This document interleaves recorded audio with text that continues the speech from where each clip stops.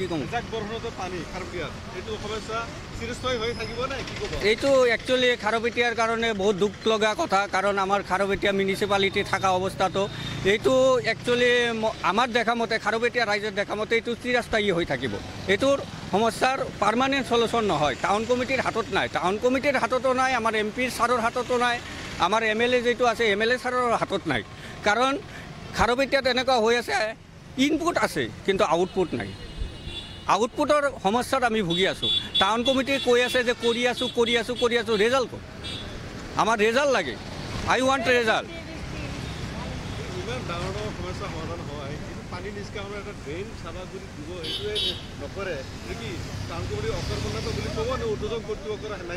এতিয়া ক'ব গ'লে আমিতো ফাৰ্ষ্ট টাইম টাউন কমিটিকে ধৰিম কাৰণ আমি ৰাইজে খাৰুপেটীয়াৰ ৰাইজে টাউনৰ ৰাইজে ভোট দি কিনি ৱাৰ্ড কমিশ্যনৰ পৰা হৈছে চেয়াৰপাৰ্চন বনাইছে খাৰুপেটীয়াৰ ৰাইজৰ যদি সমস্যাবোৰ বুজি নাপায় যে আধা ঘণ্টা বৰষুণ হোৱাৰ লগে লগে খাৰুপেটীয়া নেশ্যনেল হাইৰোডত পানী জমি যায় কোন ছোৱালী ছাত্ৰ ছাত্ৰীবিলাকে স্কুলত যোৱা অসুবিধা হৈ যায় স্কুলত যাব নোৱাৰে এটা বাইক চালকে বাইক চলাব নোৱাৰে থানাৰ ওচৰত পানী হৈ যায় এটা সমস্যাৰ সমাধান কৰিব লাগে এনে কৈ থাকিলে নহ'ব আমি কৰি আছোঁ তো শুনি আছোঁ আপোনালোকে কৰি কিনে দেখাক কাম কৰিব লাগিব আজি ইহঁতৰ তাত মানুহ নাই এইটো নাই সেইটো নাই আমি সমস্যা কিমান ভুগিম ইমান সমস্যা আমি ভুগিব নোৱাৰিমতো